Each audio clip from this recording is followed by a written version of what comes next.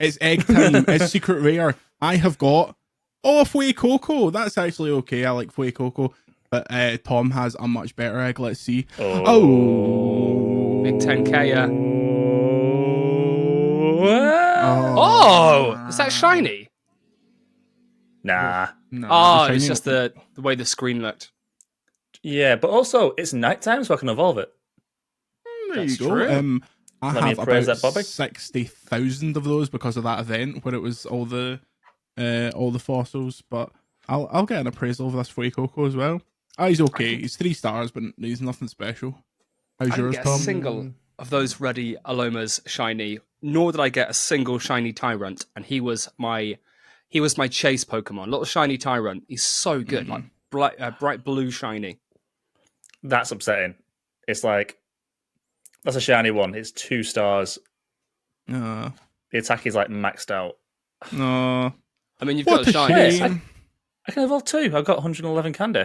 Well, I'd actually treat myself to a shiny one and a not shiny one. Look at you. That's like you me with my Trubbishes, which I caught a shiny Trubbish from my last encounter, and I called them Compost Fella in a reference to this Secret Rare, the Pokemon podcast. We are back. I'm Jordan Midler. I'm joined by Tom Ryan-Smith and Nathan Ellingsworth to chat about the world of Pokemon this week. Nathan, you're looking very jazzy. How are you?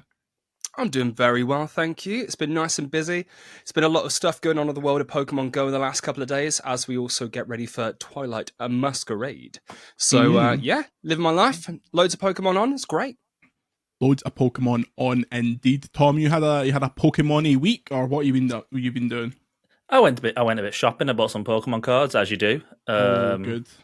Yeah, I did some whatnotting. Followed Ross, our good old friend Wassy. Bought them some things from him, and also just bought some packs.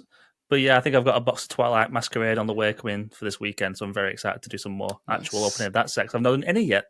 Nice. I have went somewhat mad. You bought video viewers will be able to see. This is the singles I bought over the weekend. Focus in on that. That is a fat stack of singles. There you go. I believe that's about 30 singles that I bought over the weekend because I went to not only London Card Show, but I went to Glasgow Rycon it was called. So let me get into them. Okay, we're going to the pickup section first because you will not believe some of these deals that I got. Now you go to these local cons and it's like sometimes it's just people with their own collections and there's deals to be had, ladies and gentlemen. So let me show you one of the ones I got. Some of these are stacked. Well, first of all, I bought this Excadrill. This is the art rare Excadrill. I love that one. Yes. I did not realize I already owned it, so I now have 2. So you've got an extra Excadrill. First person listening to this podcast to DM me their address, I will put it in a top loader and I will send it to you. So there you go, Excadrill. Doesn't count if you're a host of this podcast. Fuck. Or if you're Ross. I picked up for £2 this Morty's Conviction. Ooh, that's nice. That's not as good as my one, but it's nice. It's not the Morty's Conviction, but I think for £2 that's not bad at all. Yeah, this was 70 pence. I'm just getting closer so I don't have to break my arm every time I try and get the close up. Oh, I like that one. Little Regirock EX, not bad. I'll go through these quickly because I have so many. Little Sizor for £1. Ooh. Just getting some of the EXs I need to fill out the binder. I got. Did you take your binder with you so you knew? No, I've got pictures of it on my phone, so I'm. That's smart. Big brain. £2, full art Incineroar, the Wolfie himself. Hey. Which is a lovely card. For £4, the Gimme-Go full art. Yeah, have you got both parts of them now? Couldn't find the Golden Go, but he's on the list. I'll get him one of these days. £5 for this lovely Mudsdale, which I think is a great card. It's like kicking bales of hay over a random area. Slightly quicker with a few of these. £1.50 for Regirock full art. Regirock. $4.75 for this banging Arbok art rare. The Arbok is sick. Ooh, I love great. the Arbok art. Yeah, me too. Then some easy random EXs, a Caridon, the Gouging Fire, which was the last one I needed. Focus. Cute. Still doesn't look like a real Pokemon to me. And then, I also got the Walking Wake, because now that is all of them. So I got like Golisopod, Walking Wake, and Miraidon for pennies. And I also got the Chatot. I got the one that's the musical notes. Banging cards. Nice.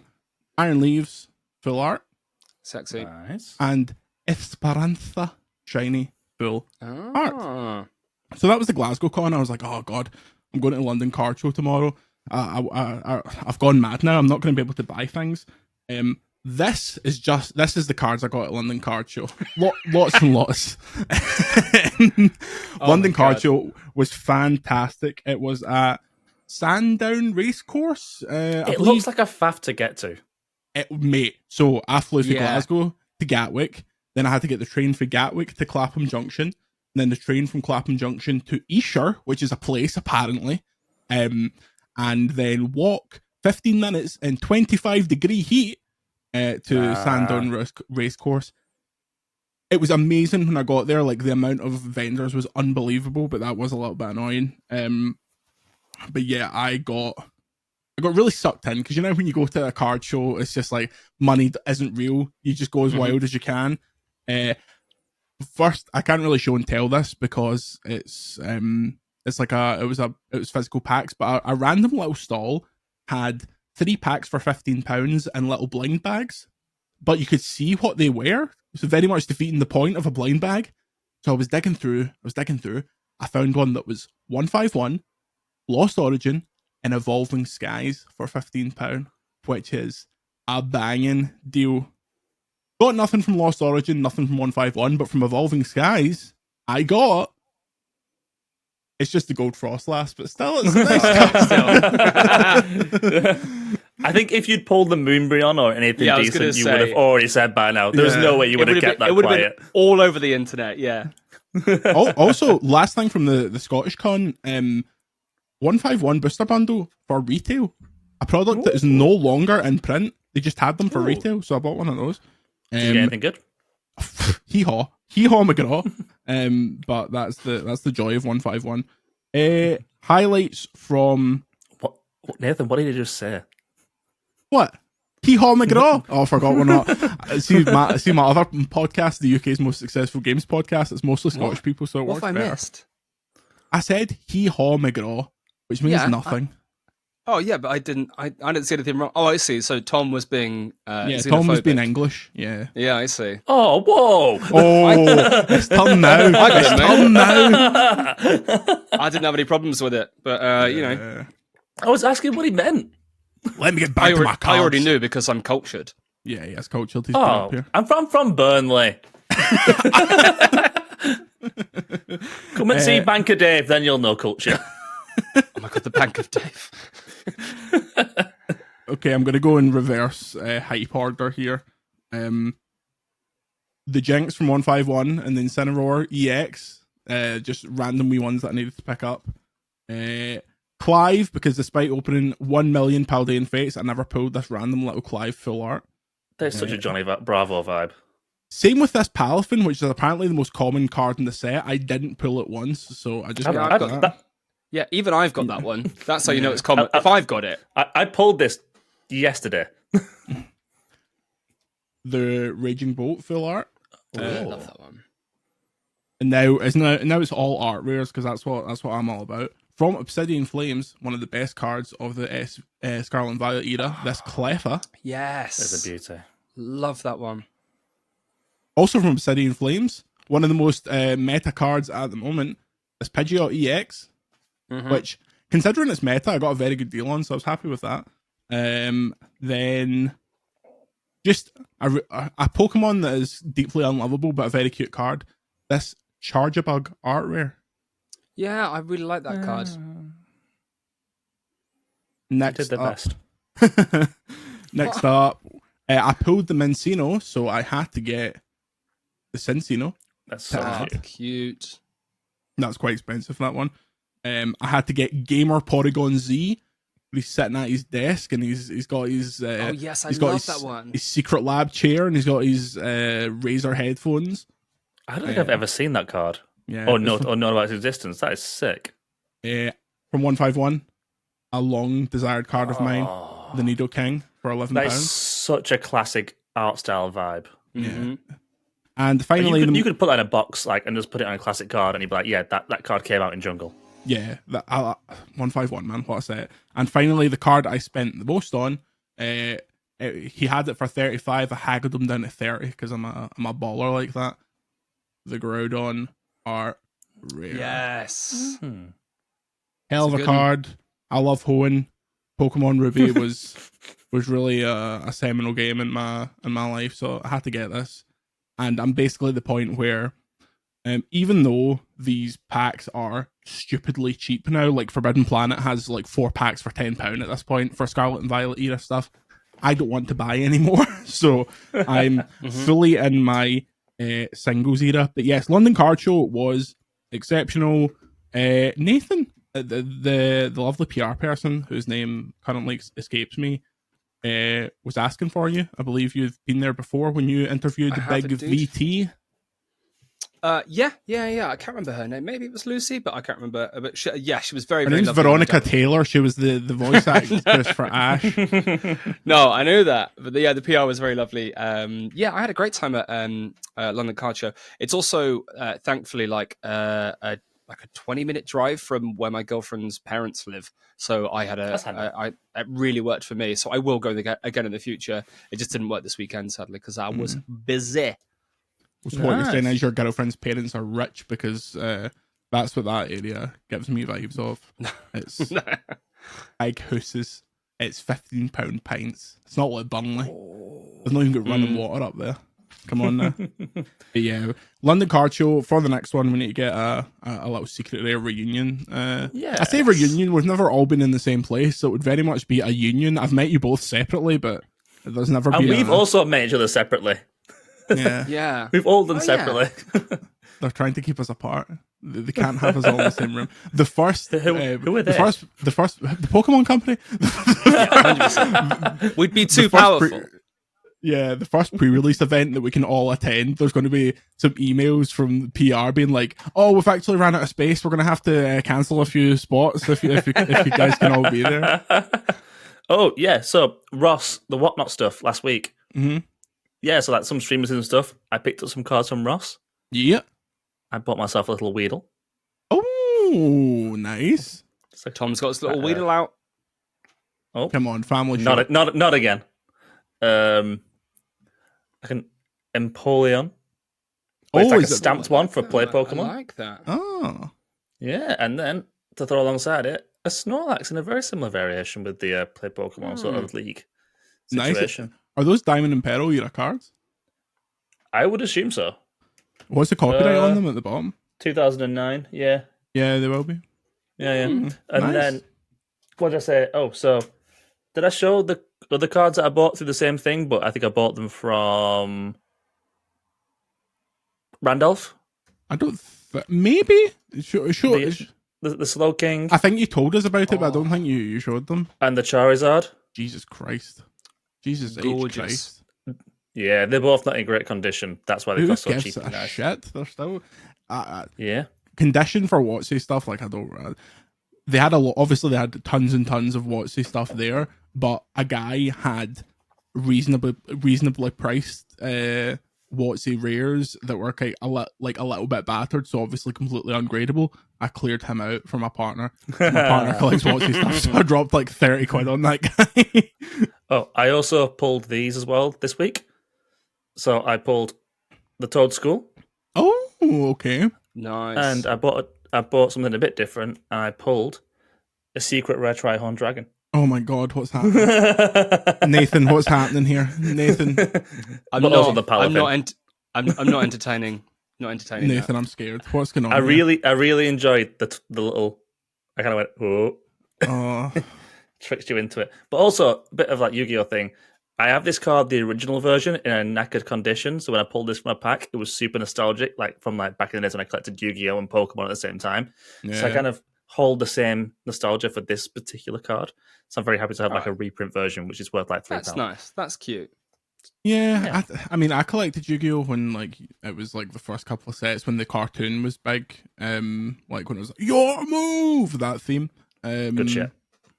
But as I said previously, I think Pokemon should adopt what they did and reprint, like, reprint base, jungle, and fossil, like with stamps for the 30th well, that's anniversary. What this is. Yeah. This is base set Yu-Gi-Oh! This is Legend of Blue Eyes. Yeah. This is like reprint. Like, so totally much money. Like we've said it before. You've said it before, Jordan. Same pack, same box. Just put the date on it, 2024, whatever. Would fly, absolutely fly. Yeah. As long as on a shelf, when you look at it, it looks exactly the same to the average person, it would be unstoppable. And then just put like an equivalent. I think the celebration stamp is too big. Like that Pikachu head is far too big on the card, but like something to obviously distinguish it. And they just don't need to. Not yet. When there's a big massive lull in the franchise, they'll just crank them out. That's when then it's time to fly.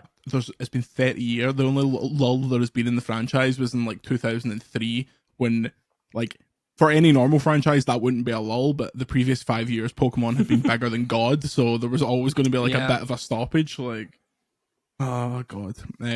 I walked past a sealed Neo Genesis booster box and just kind of sniffed it. How much? Just had to be in the same atmosphere. I think it was like 20 grand or something like that.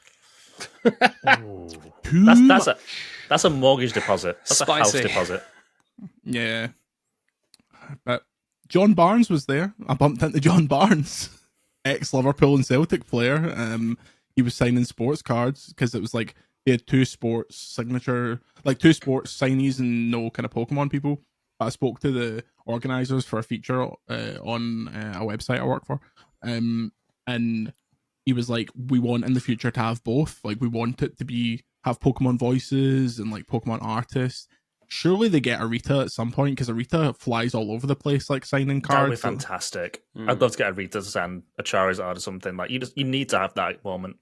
If they were to do that, I hope they would like sell tickets beforehand to make it like reasonable. Because if not, you would get every seller on day one going up with like 100 Charizard cards to get them to just do it over and over again. Like, I remember seeing that with Veronica Taylor, like when she was doing MCM last year. She literally would have people because she wasn't buying tickets. She was selling them cheaper than the other actors from Pokemon. Yeah. So I think the other actors were going through MCM, so it cost £60 to get Misty and Brock. Sad news. But yeah, Veronica was like £30. So you just like queued up, and her queue was the longest. So you just go and do it. But people like they bring up a box just full of Funko Pops to sign, and she'd do it. But I asked her about it, and she was like, "Yeah, she finds it a bit sad, but she still does it because she knows like people who can't come to conventions, will still buy them." So yeah, it's a weird one. And Veronica's like a name that for a generation for the next 50 years will be relevant for her name. Like, I'm sure she'll be doing all right. Like the guy literally said every time we email her, she's in a different country at a different Comic-Con. So do you follow her on Instagram? Literally every other story is her about to get on a plane. Like, and I'm going to here now. See you tomorrow. It's like my God. Her and her daughter Rena as well. Like they're just constantly popping about, having a wonderful time, and doing their lovely podcast. Yeah, they're both so nice as well. They're both absolutely lovely. Oh yeah, Veronica Taylor. Nathan, how's your week been, love? Yeah, my week has been very good, thank you. I've what was that? You did that like you had a big thing to drink, and you were like, if I ask him, he can just talk for a bit whilst I do something else. But yeah, it's been good. I've been diving into the world of Pokemon Go because we've just had a big update announced because we're getting Duskmane and Dawnwing's Necrozma. I don't know if you've spotted, and some fusions in Pokemon Go. Those big boys.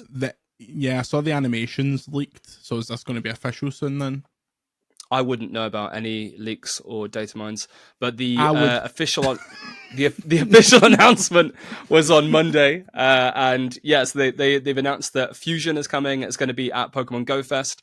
It's going to happen first with the in-person events, and then with Pokemon Go Fest Global. So if you are going to Sendai, Japan, or Madrid, or New York, you've got a chance to go catch a Necrozma, and you can fuse that bad boy with your Solgaleo or Lunala, which is pretty fun. And other than that, we've been getting ready for Twilight Masquerade. Yeah.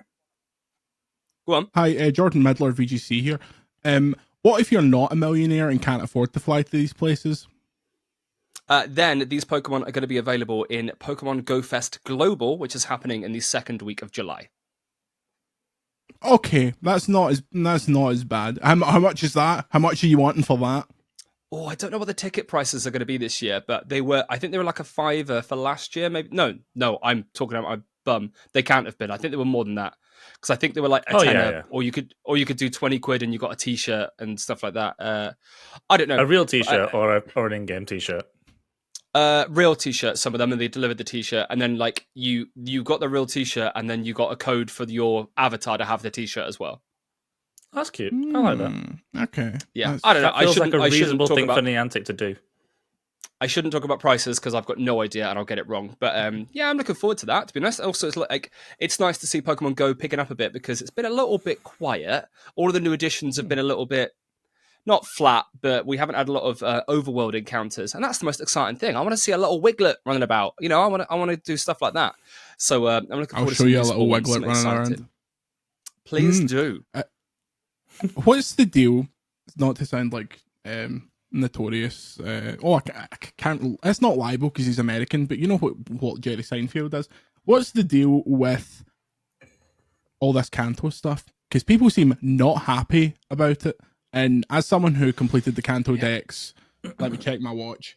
8 years ago, it's also quite boring to me. So what's the deal? Oh, mate, yep. They did the Rediscover Go campaign, which was wicked because they did a load of quality of life improvements, as well as bringing in the new AR updates, the new Avatar update, which was mixed, but I think they know that.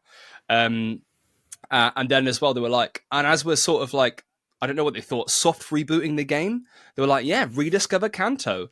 You know what I mean? I think they thought it was enough of an update to be like, yeah, let's think of this as a fresh start.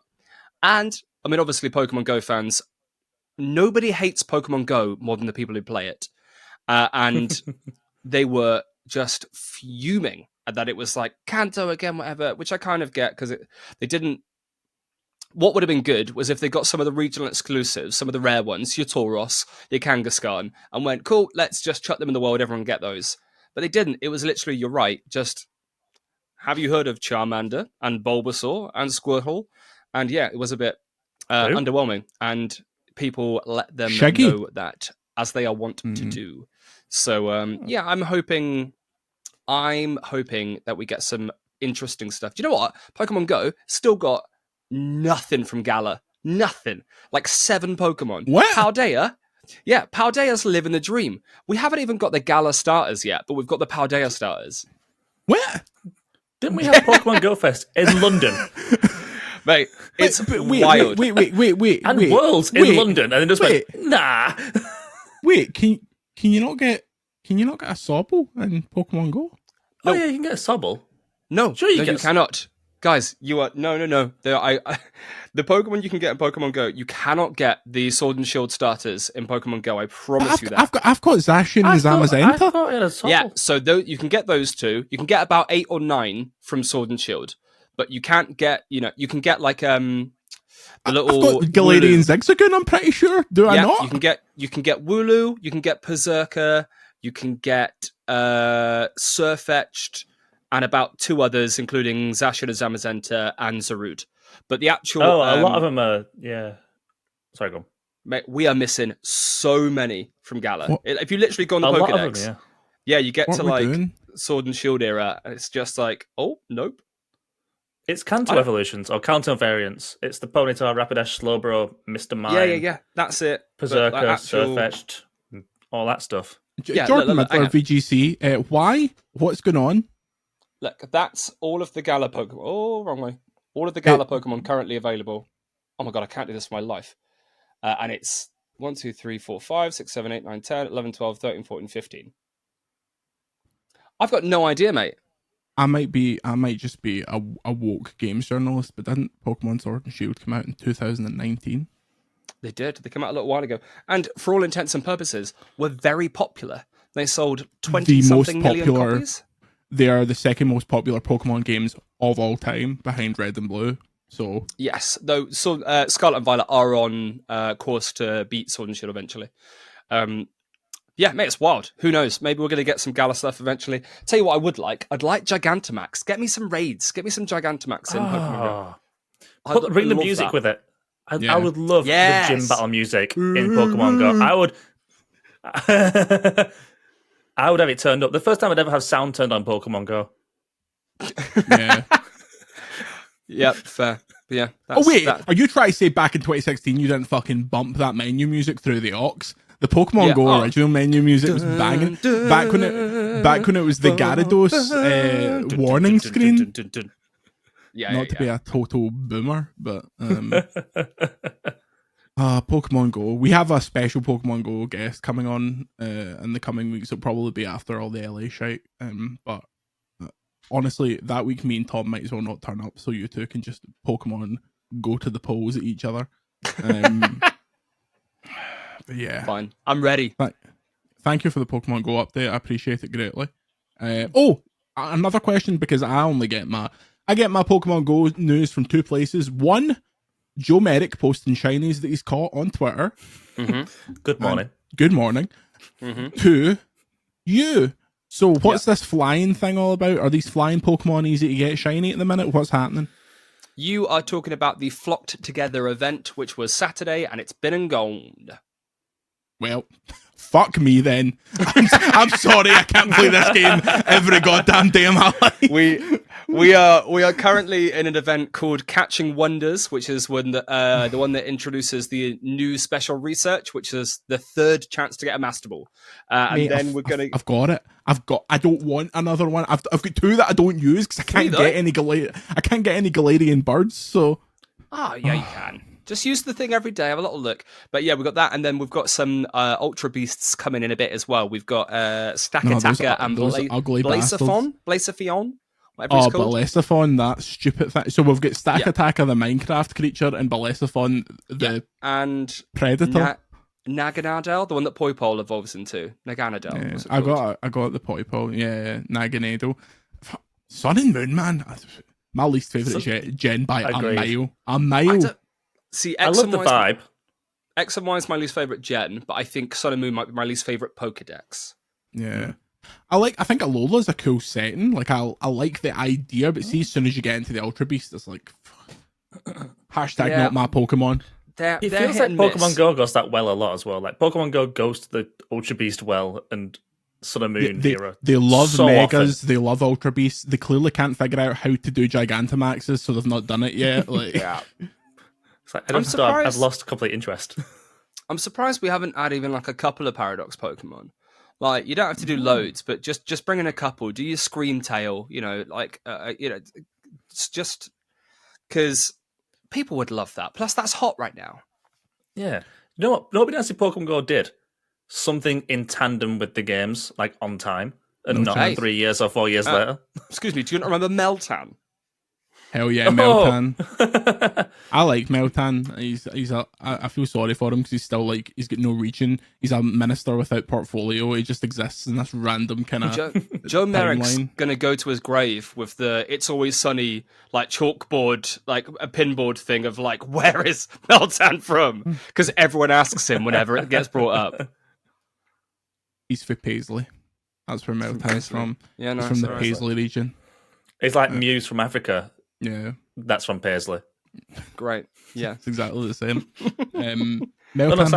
South America it's from, isn't it? Sorry, something like that. Yeah, it's one of the weird ones where they name an actual area and it's like, yeah. I think it's South America. I think it's South America. Africa's like it's from Guyana. It's weird though because Africa's the cradle of life, so you would have thought if that was where they put Mew, but who knows? Don't know. Where's Arceus from? Why is he giving me a phone? Lots of questions to be answered.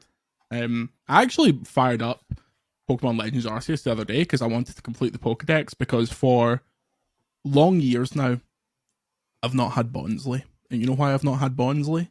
Because every website on Earth has the wrong location for where to catch a Bonsly in Pokemon Legends Arceus. I don't blame any of these people, but they're wrong. Finally, I watched a TikTok that said that in order to get a Bonsly, you have to use your Pokemon to attack these like 4 specific rocks in one area of like the Celestica Mountains or whatever, and there's like a 50% chance at a Bonsly. 50% chance, my arse. This took me about 30 tries to finally find a Bonsly, to the point where when it appeared, I was half tempted to take my level 100 Giratina and just blow it into atoms. But I finally caught it. I've unlocked the mission to go and batter Arceus. Nice. What a game. Honestly, Pokemon Legends Arceus, absolutely incredible game. Can't wait for the second one. Top tier. Going back to it and looking at the decks is interesting because it's like obviously very Diamond and Pearl focused, but with a lot of old favorites. Tom, do you think that's how they'll approach like it's an X and Y decks, but you also happen to have all these. I mean, the trailer kind of gives it away, like the presence of like your Gyarados, your Eevees. Yeah. I mean, and then we see Furfro, and that's all those bad boys. Yeah. What's the most popular Pokemon that doesn't make it in? What do we think? I bet Cubone, because they like to fuck on me. Yeah, Cubone hasn't been seen in a while, and it's actually doing my nut in. Not seen in a while, despite the fact that they merchandise it constantly. It's in like one of the top tiers for the Pokemon they merchandise. Meowth has got 2 different regional forms and a new regional evolution. Right, Meowth's fine. Cubone is objectively better than Meowth. Like Cubone's iconic.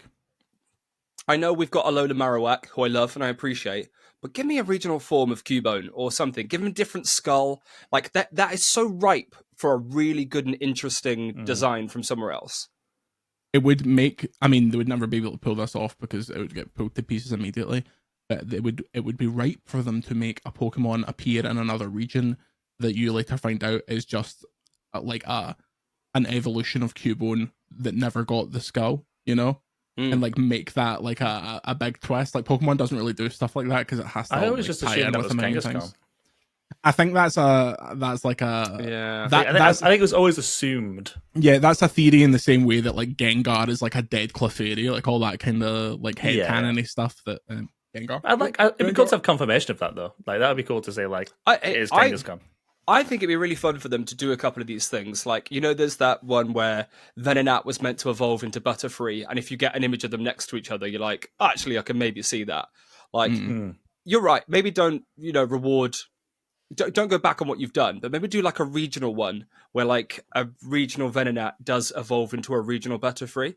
And it's like... That'd be cool. And I know they're completely different lines, but to me, that would be really fun. For them to be like, do you know what? These are separate Pokemon, separate lines, but like, hey, throw it in. The different ones do evolve together. Like, they should even like, I was going to say like maybe a Love Disc and a Loma, Mola, whatever it is, like do different ones and be like, they do evolve together. Yeah, they should bring back some more like, when I know it's not in the games when Shelder would bite Slowpoke's tail and evolve into Slowbro. Yeah, like do that with some like cross regions. Like, get something from Kanto. Pokemon eugenics, let's do it. Come on now. Let's do it. The whole series has been leading to this moment. Well up for that. Yeah.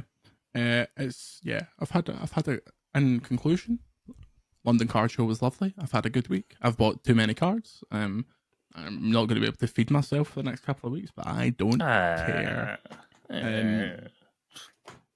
So, any other business? Anyone for anyone? I believe there is no... It's a rare week where...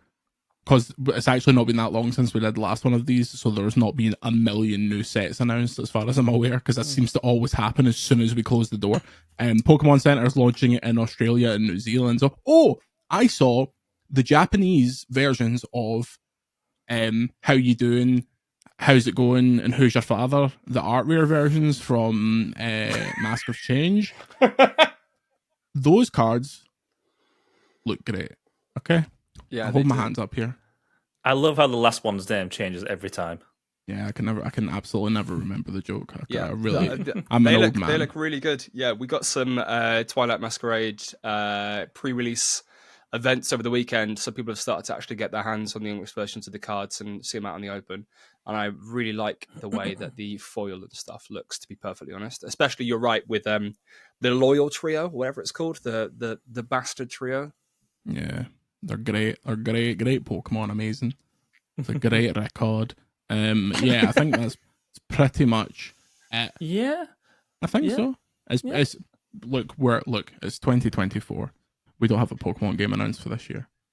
There's going to be some changes around here. Proud to announce. I tell you what, first ever guest on this podcast. The first guest. I'm so excited. Yeah. I'll tell you what, though, the one thing we have had since last time is confirmation of a Nintendo Switch successor. Which is I can't believe it. I mean, they're going to do another one. They're shock of the year. But we know it's happening now. Lads? Odds on Legends EA multi-generational, right? It has to be. I would love that. If Switch 1 games work on Switch 2, there's no need for it to be multi-generational. That's the assumption I'm making, yeah. If they don't, which would be hilarious, then yes, it will be two different boxes. I think the positioning of See, this is where I get into trouble. I really worry that they're going to put fucking Gen 10 on the original Switch. I genuinely think about it as well. I think it's lining up. See, if they wait till 2026 to do it on the anniversary, like I've predicted, they'll just stick to Switch 2. However, see if Christmas 2025 is Gen 10, it's Jover. They're going to put it on the 140 million selling Switch. Like, there's no way they don't. So yeah. What if they do? What? Oh, all I was going to say was, like we did with the Switch, they test the waters with a Let's Go. So we do Legends EA as like the final footnote on the Switch, and it's like also plays better on your Super Nintendo Switch. And then, that's perfect. That solves that issue. And then 2025 is happy anniversary. By the way, here's Let's Go Johto, and here's a reveal of Gen 10 next year, like they did a little bit with Arceus and the remakes. Like, and then Gen 10 is just strictly Switch 2. How do you do? I wonder if they'll do sort of like a bit of a weird cycle in the middle, like Xbox did. Do you know where it was sort of like, because it's a successor, like works on Xbox One and also Series X and S, where you had that sort of that weird sort of like also works on both situation on the box art. Like they could probably get away with that. Let's say there is a version which is better through digital download for the Switch. I'm telling you, you're gonna get better on Super Switch on the box. It's going to be Switch games. I hope it's called that. It's going to be Switch games for the first year, but they're going to say better on Super Switch, and then you're going to get a couple of Demon Souls, not your triple big boy A's, the sorts of ones where they go, well, we can make that exclusive because only 1 million people are going to buy it anyway. Yeah. I'd love a Scarlet and Violet remake, not remake. Yeah, Scarlet and Violet remake. Just fix it. Just fix it. No, that's what I mean. Like a Super Switch version, like a version that's like that works. I guess. I agree with you. I agree with you, and I think it will probably, overclock on Super Switch or something, or it'll be a consistent 60 frames. But I do think they also owe it to the 20-something million people who own the game to maybe do some adjustments on the existing Switch to optimize it. No thanks. No, you're okay. No, you're fine. We've got stuff to get. You've seen how many cards we've got to print? You can get yourself to F. You know how many Pikachus with like Hawaiian shirts and surfboards we need to produce? Come on now. Mm-hmm. Hey, that new merch line is beautiful. Big fan. The Lazy Summer one from James Turner. Yeah. Such a huge James fan. Turner. Looks so good. I mean, there's no universe in which we get him on this podcast, but if you ever get sacked for Pokemon, we're the first port of call. I do know. Here and be like, well, he doesn't work for Pokemon anymore, does he? He works for his own production company making the Plucky Squire. He Really? works for his own. Yeah, he works for his own studio called All Possible Futures, and he is the director and or producer or something like that. And he is making, the Plucky Squire. He still works with the Pokemon Company, obviously doing designs and stuff, but he doesn't work for them anymore, as far as I'm aware. I also know someone who went to school with him. Was it you? No, I'm not that old. I don't know how old he is. Do you know what? That's fair. I know how old he is, and that's why I was insulted. Well, James Turner won't be our guest next week, but you know who will be? Junichi Masuda, so look forward to that. He's actually coming round to my house. He's going to come and sit next to me. Yeah, he's share a camera. He's going to scooch him right here. Yeah, fucking throw your tins about your room as well. I'm going to take him down to Guzzling Pig and Rotten Store. We're going to have a few pints. Okay, so I can't say what I said, but you can say something that incomprehensible and expect anyone on earth to try and work that out. It's a pub called the Guzzling Pig. Go and take him down, Guzzling Pig, lad. I went a bit jaunty, that went a bit Gaza. Yeah, I don't know what that was. Where's my bloody? My bloody things come off. Where's my bloody thing? Junichi Masuda's turned up with a rotisserie chicken and a fishing rod. Okay. Before we get really into serial killer chat, let's call it a day. You can follow Tom at Monkey Nook. You can follow Nathan at Nate and Destroy. We're back. What even is that this week? It's just some dice. Just some dice. What hanging about? I thought it was Sweeties. That shows the rule. You're meant to be the professional. You're meant to be the media professional of us. Who is? You.